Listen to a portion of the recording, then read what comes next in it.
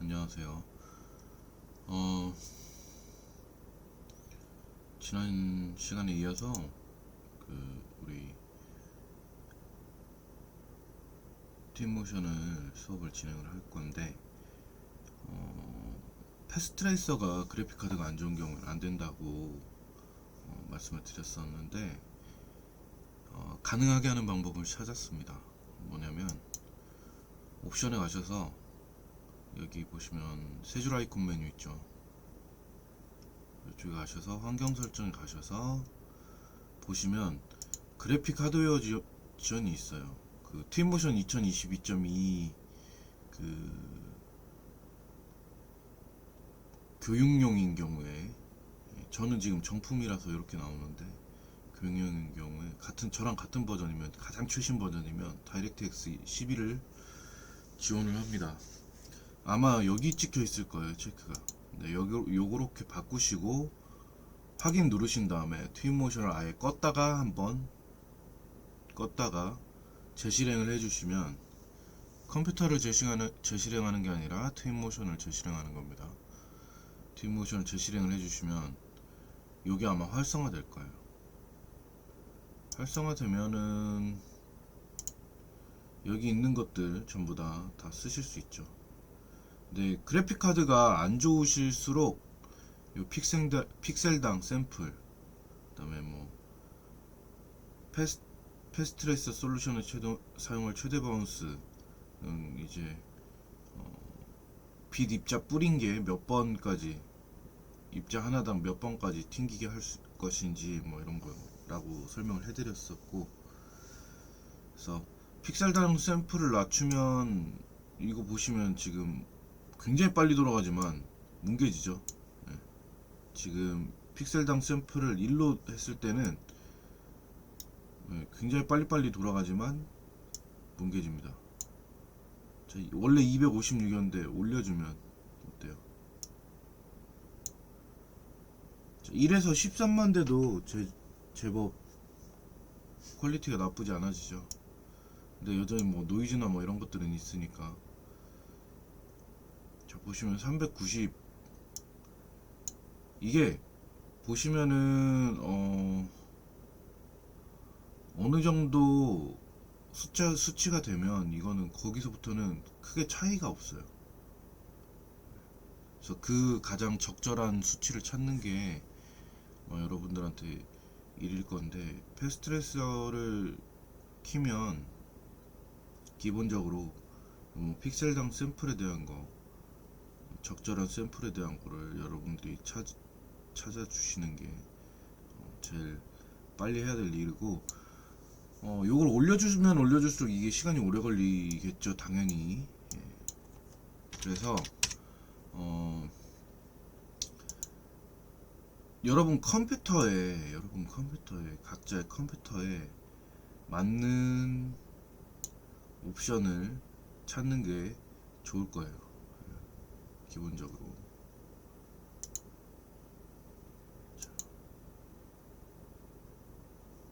그다음에 엘리어싱 필터링, 요거는 전에도 말씀드렸었지만, 그 사선이라던가 뭐 이런 부분이 생겼을 때 그 사선은 픽셀별로 해서 이렇게 계단이 지게 돼 있죠. 그런 계단이 지는 현상에 대해서 완화시켜 주는 거예요. 그래서 이걸 수치를 높이면, 근데 막 너무 뭐라고 해야 되나, 그냥 막 부해지는, 이미지가 좀 퍼져 보이는 그런 상황이 일어납니다.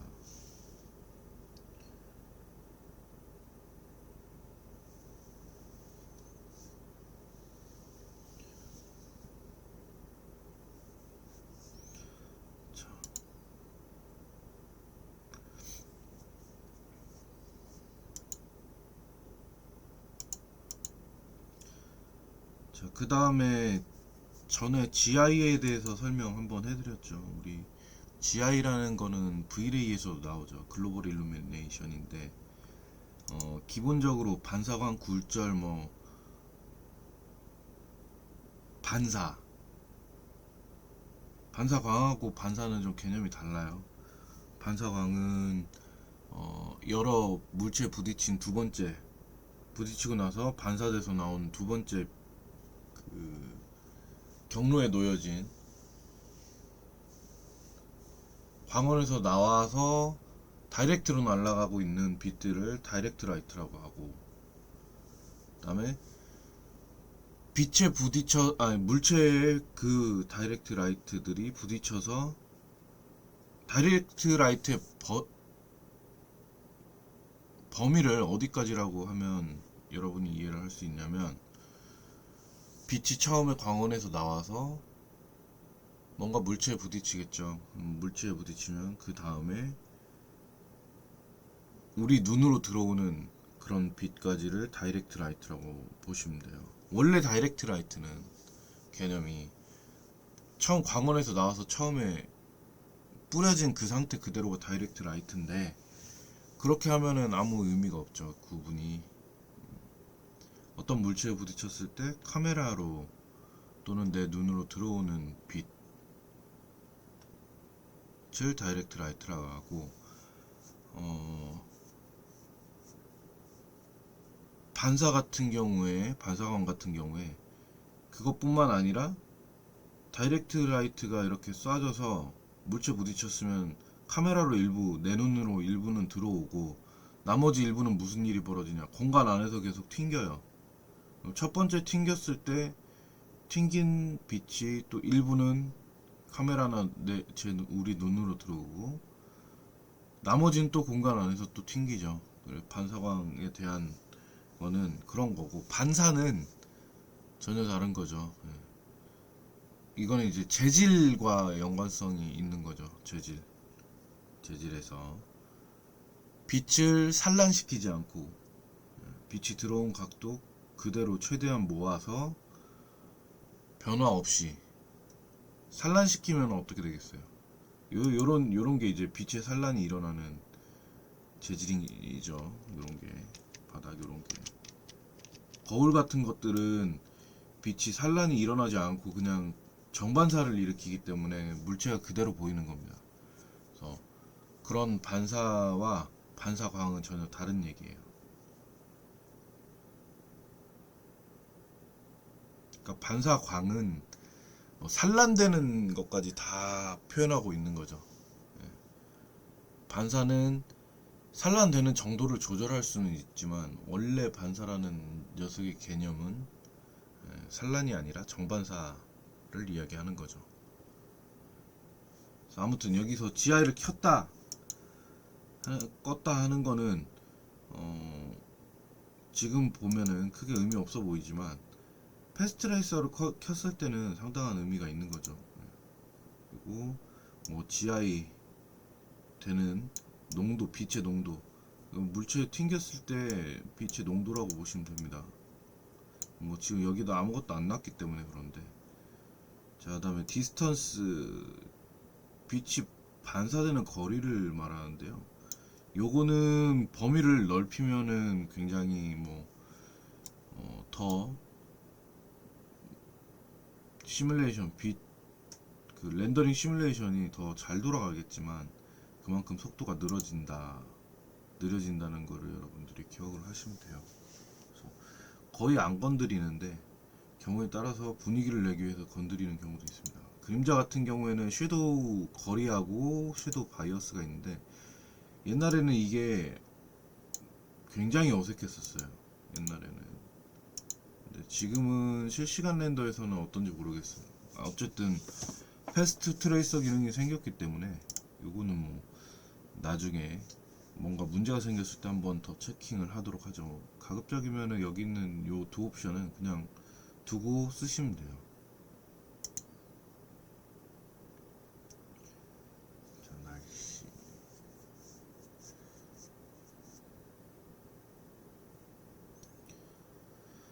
자, 그러면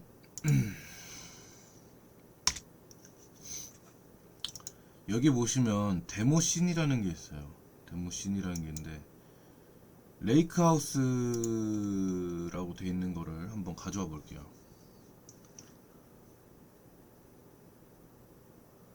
자, 이 데모씬에 있는 요 부분은 뭐냐면 트윈모션이란 프로그램에서 우리 거 가지고 이런 거 저런 거 해봐 라고 올려놓은 거예요.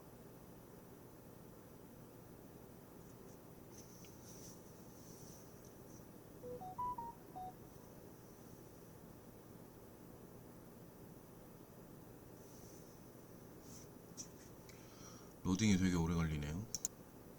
자, 로딩이 완료됐습니다. 자, 여기 보면 이렇게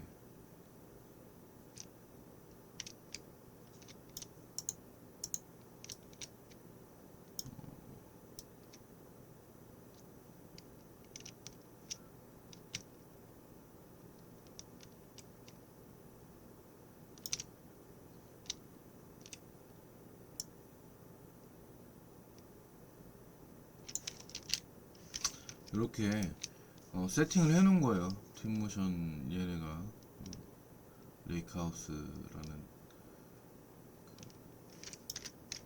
공간을 세팅을 해 놓은 겁니다. 지금 보시면은 우리가 패스트레이서를 안 켰기 때문에 요런데 비치는 것들이 굉장히 부자연스러운 거를 볼 수가 있죠. 부자연스럽게 비치죠. 얘가 여기 이 각도로 비칠 게 아닌데 싶을 정도로 부자연스럽습니다. 자, 이거를 한번 이 방향에서 패스트레이서를 한번 실행을 해볼게요.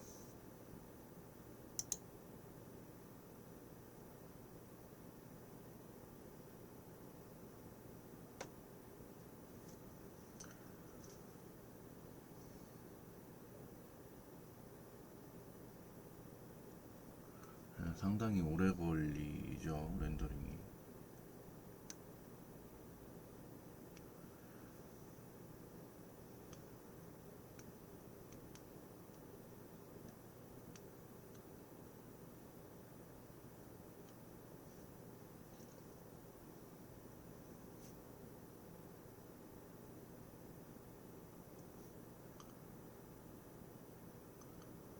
사실 실시간 렌더링 툴 같은 경우에 루미온이 조금 더 그 렌더링 수준이 좀 더 높다라고 저 개인적으로는 판단을 하고 있었는데요.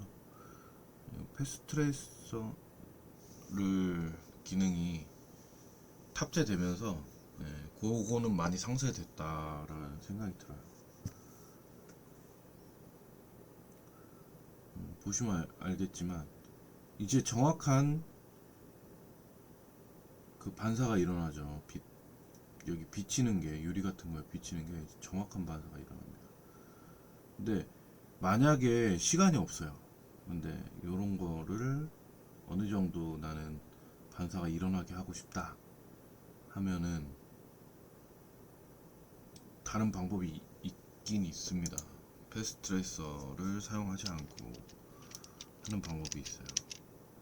자, 어쨌든 지금 뭐 이런 공간을 우리가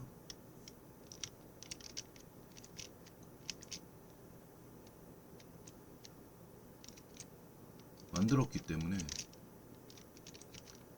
이 공간을 활용을 해서 몇 가지를 더 체킹을 해보도록 하죠.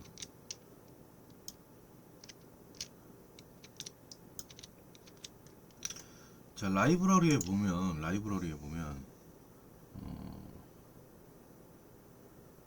우리 퀵셀 메가스캔 있었죠. 요거는 굉장히 디테일한, 훨씬 여기 있는 것들보다 메테리얼이나 뭐 이런 게 훨씬 디테일해요. 퀵셀 메가스캔에 있는 것들은. 근데 단점이 한 가지 있는데, 식생 이런 것들은 그 우리가 지난번에 썼던 식생 페인트 가지고 여기 안 뿌려져요. 그래서 하나하나 일일이 심어야 된다는 게 단점이고. 자, 그 다음에 도구를 한번 살펴볼게요. 여기 보시면 리플렉션 프로브라는 게 있는데, 자, 이 리플렉션 프로브라는 게 뭐냐면 아까 전에 우리가 패스트레이서 가지고 반사를 좀 정확하게 일으키려고 했었죠 여기를. 지금은 어떤 느낌만 막 내지만, 자, 이 리플렉션 프로브는 패스트레이서를 걸지 않은 상태에서 실시간 렌더링 상태에서 어느 정도 정확한 반사값을 얻기 위해서 있는 녀석이에요. 자, 그럼 얘가 진짜 실제로 어떤 차이를 보이는지 한번 보도록 하죠. 자, 여기서 리플렉션 프로브를 이렇게 갖다가 놓으면 이렇게 놓여집니다. 이렇게 놓여지는데 이 주황색 범위 안에 이 반사가 있는 유리들이 들어가야 돼요. 근데 저는 이거를 최대한 크게 해서 둡니다.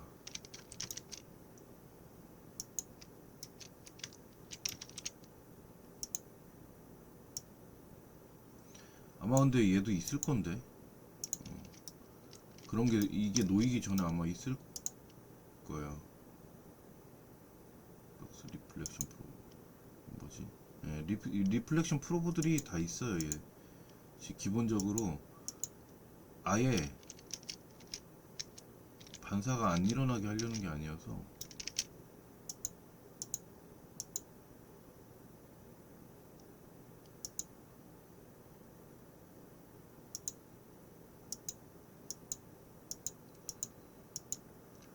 보시면 리플렉션 프로브가 어느 위치에 어떻게 있느냐에 따라서 또 굉장히 달라지죠.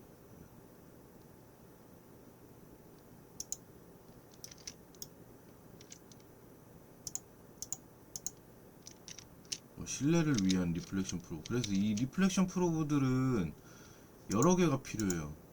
기본적으로. 그리고 서로 충돌도 합니다. 그래서 만약에 뭐 이걸 키면은 뭐 끄면은 이렇게 잘 보이던 게 키면은 이렇게 안 보여버리는 경우도 있어요. 근데 저는 이게 더 정교한 것 같은데 오히려. 네.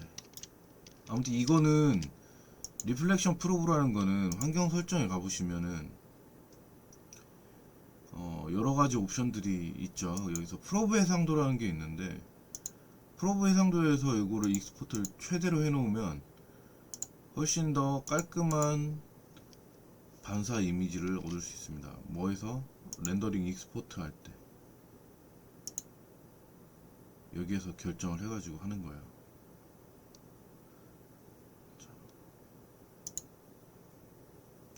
그 다음에 라이팅 우리가 안 봤었죠. 라이팅에 대해서. 라이트. 자, 옴니 라이트가 있어요. 옴니 라이트. 기본적으로 옴니 라이트는 구형 라이트를 말한다고 보시면 됩니다. 구형 라이트를 보시면 되는데, 시간을 좀 어둡게 만들어 놓고, 라이트니까 시간을 좀 어둡게 만들어 놓고 볼게요. 자, 구형 라이트고 어디까지 감쇄를 할 건지 이게 이제 범위가 되는 거죠. 범위가. 섀도우를 켜줘야만 사실 그림자가 이렇게 생기죠. 꺼주면 그림자가 안 생겨요. 그리고 뭐 컬러 같은 것도 지정을 해줄 수가 있습니다. K로 돼 있죠. K로. 여기서 그냥 아예 컬러를 이렇게 지정을 해줄 수도 있고요. 빛의 강도, 이거는 빛의 밝기라고 보시면 돼요. 근데 뭐 10,000가지밖에 안 되느냐 그러면 뭐 조금 더 올릴 수 있습니다. 이렇게 직접 타이핑하면 더 올릴 수 있어요. 수치들을 직접 타이핑했을 때 더 올릴 수 있는 게 있고 없는 게 있는데, 그거는 여러분들이 해보시면서 더 올리고 싶다 하면은 직접 타이핑 해보시면 아시게 될 거예요. IES 이게 있는데, IES는 여러분들 그 스케치업이나 뭐 이런 데 쓰는 거, V-Ray로 쓰는 거 그거 그대로 쓰시면 돼요. 그 다음에 섀도우를 키면 기본적으로 렌더링 시간이 더 걸려요. 볼륨메트릭 섀도우는 뭐냐면 안개 같은 거 있죠. 이런 게 켜졌을 때 그 안개나 뭐 파티클에 대한 섀도우도 얘가 계산을 할 것인지에 대한 물음입니다. 이거 이제 연무라고 되어 있는 거, 이건 안개죠. 예, 빛 안개. 그래서 지금 보시면 어른어른 하고 있죠. 여기 더보기에 가셔서 강도를 좀 조절을 하실 수가 있고요. 움직이는 속도 같은 것도 여기서 조절을 할 수가 있어요.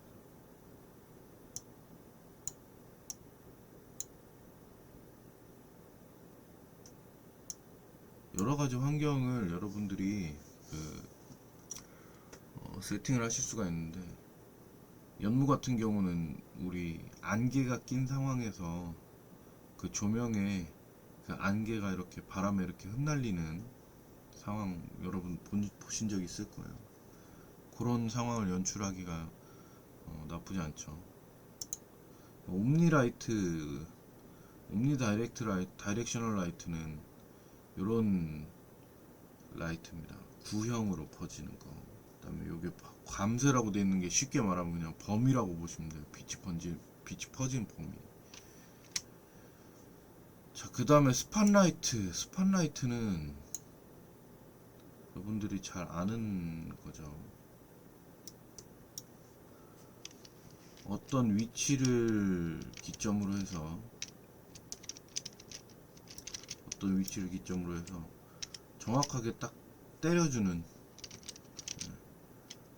한 점에서 시작해서 때려주는 라이트를 스팟라이트라고 하죠. 어떻게 보면 핀 조명 같은 거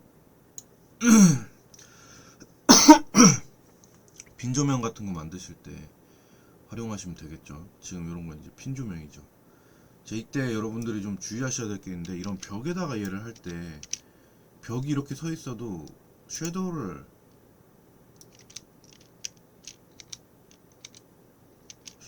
꼭 켜주셔야, 특히 벽이 한 겹인 경우에 별일 없이 벽을 빛이 안 뚫어요. 이게 보이시죠?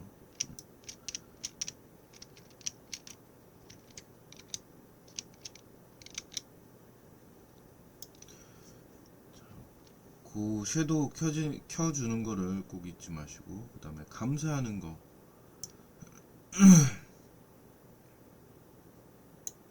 얘는 각도로 이렇게 하는데, 감쇄하는 게 어떻게 되어 있냐에 따라서, 그러니까 이 감쇄가 아까 그 옴니다이렉셔널 라이트에서는 전체에 대한 그 거리라고 보면, 구 형태의 그 거리의 반지름이라고 보면, 여기서 감쇄는 각도는 이미 정해져 있고 이 거리예요. 요 거리, 요 부분의 거리를 감쇄시키는 거에 대한, 이 범위가 어디까지 뻗치느냐는 여러분들이 정하기 나름이겠죠.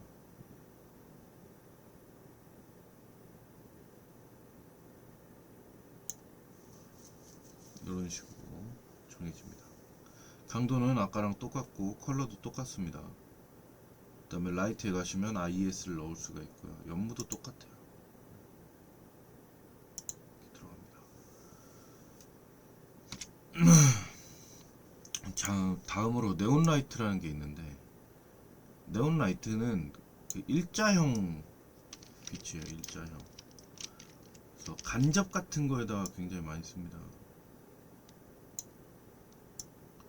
뭐 예를 들면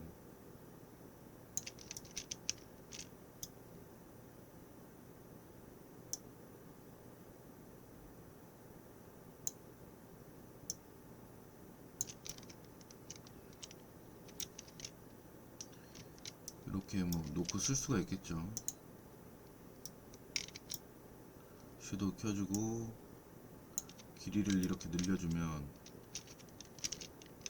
쭉쭉 퍼져나가요.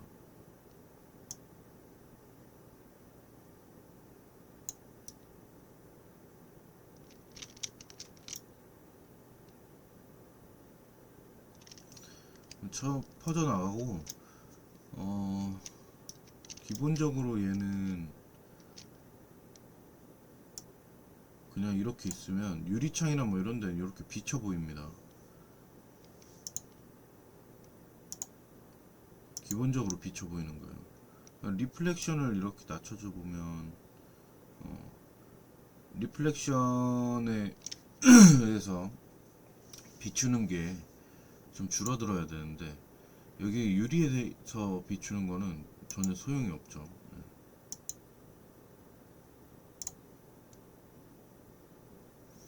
자, 아무튼 여기서 이렇게 뭐 간접을 준다든지 할 때 쓸 수가 있는 거예요.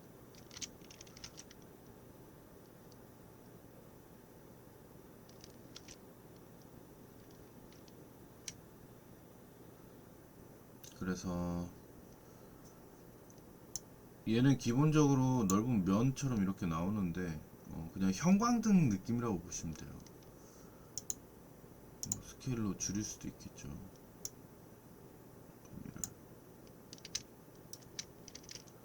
근데 얘 면이 안 줄어드는 거 같네.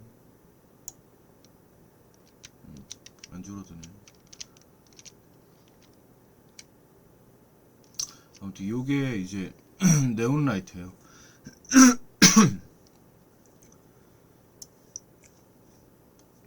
형광등 불빛을 표현할 때 형광등이나 뭐 여러 가지 라이트 중에서 좀 넓은 면적 또는 길쭉한 면적을 표현해 줄 때 쓰는 거죠. 그다음에 에어리어 라이트가 있는데, 에어리어 라이트는 그냥 일반적으로 그 면적을 이렇게 밝혀주는,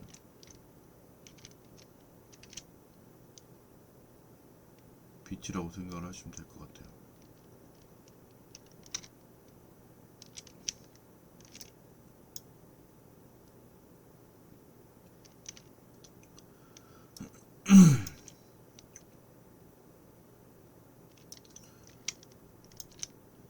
그래서 뭐 이런 식으로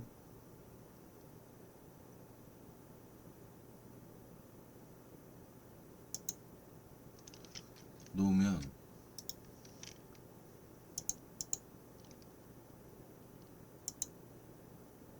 약간 뭐 달빛 받은 것 같은 느낌을 연출을 할 수도 있고요.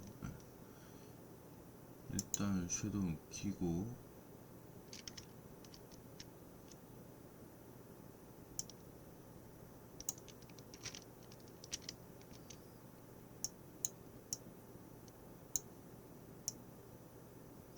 우리 V레이 라이트에 보면 플레인 라이트 있죠. 그 면으로 돼 있는 그런 거랑 비슷한데, 얘는 뭐 너비나 뭐 이거 길이 이런 게 다 있습니다. 감색까지.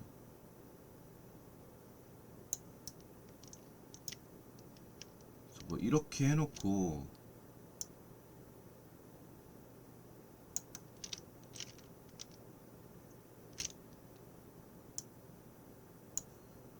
이렇게 해놓고 컬러에 가서 뭐 컬러를 살짝 차가운 밤 컬러로 이렇게 설정을 해주면,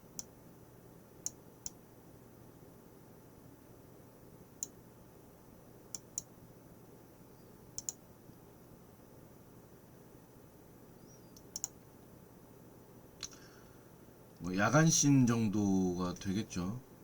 강도는 조금 더 낮춰주고.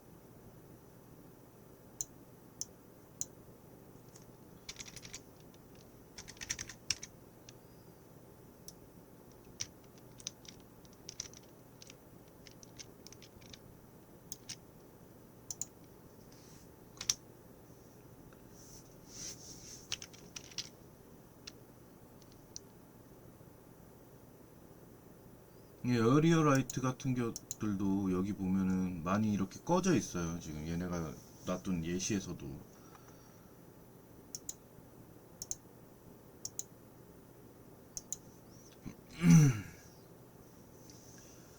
뭐 그런 상황이고, 도어 이런 문이 열리는,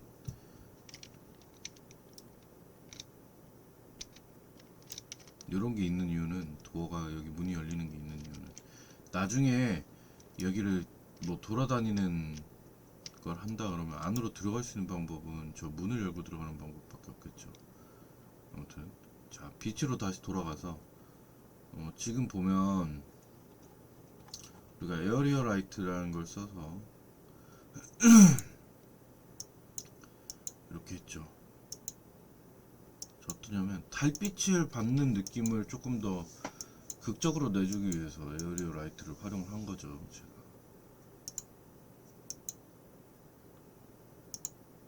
다운라이트는 이제 뭐 테스트 끝났으니까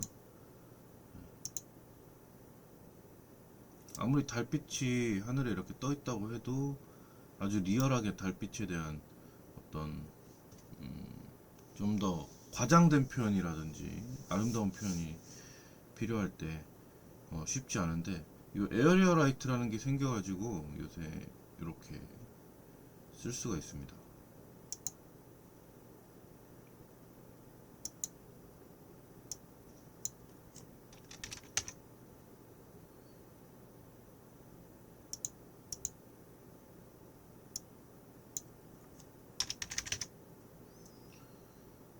100만 줘도 수치를 100만 줘도 아마 차이가 굉장히 클 거예요. 강도를 좀 더 줄여볼게요.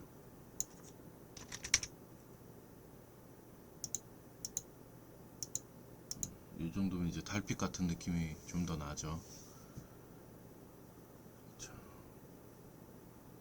그 다음에 IES 라이트는 여러분들이 알고 있는 그 IES 맞습니다. 근데 얘네들은 그 트윈모션에서 IES 조명이라고 해서 이렇게 막 몇 개를 만들어 놨어요. 근데 아시죠? 우리 브이레이에서 IES 파일 다운받는 방법 그때 배웠었죠. 인터넷에서 검색해가지고 싹 다운받으면 된다 그랬죠. 자, 그런데 얘네가 IES라고 만들어 놓은 거는 퀄리티가 그렇게까지 높진 않아요.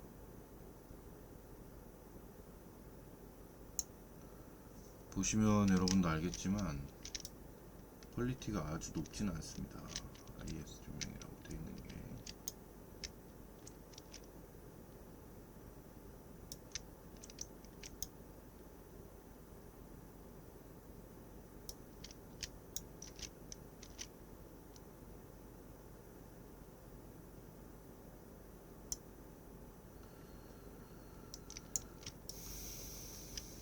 보시면 빛 뭉치는 게 많이 뭉개져 있죠. 이런 경우에 제가 알려드린 대로 다운을 받으셔서 여기에서 이걸 누르신 다음에 열기로 바꾸시면 돼요. 열기로 해서 IES 파일을 바꿔주시면 그대로 나옵니다. 그 브이레이에 있는 것처럼 나와요.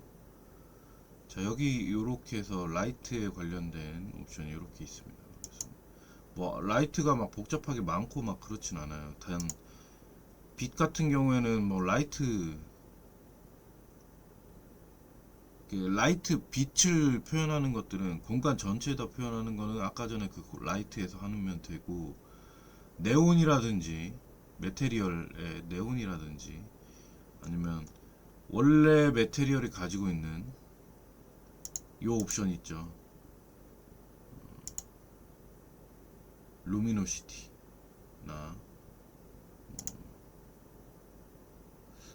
리플렉션에 있었던 거 아닌데, 세팅에 글로, 이게 이제 빛나는 옵션이죠. 이런 것들이 같이 섞여서 표현될 수 있다라는 거를 여러분들이 아시면 될 것 같고,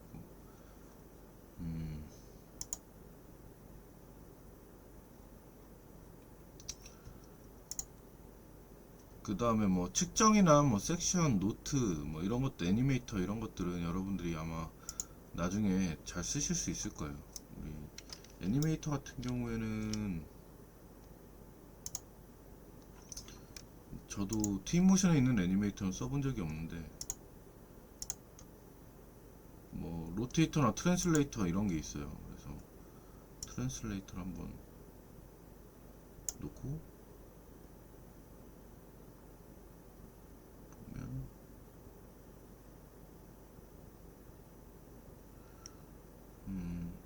요거를 놓고 오브젝트 링크를 눌러서 얘를 찍으면 아마 이렇게 위로 계속 쭉 둥둥 떠 있는 느낌을 줄 수 있겠죠. 디스턴스를 줄여주면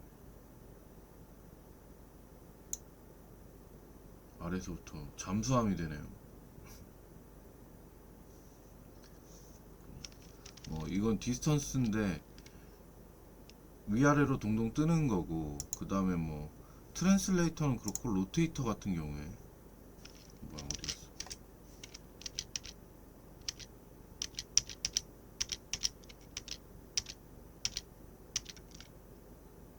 설마 보트가 밑으로 가라앉아가지고 영원히 사라진 건 아니겠죠?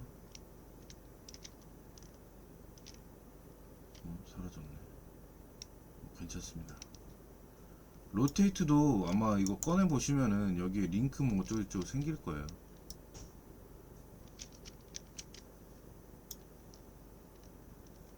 그렇게 사용을 하는 겁니다. 자, 그러면 휴식 후에 여기 미디어에서 동영상 위치 잡고 뭐 이런 것들을 한번 해보겠습니다.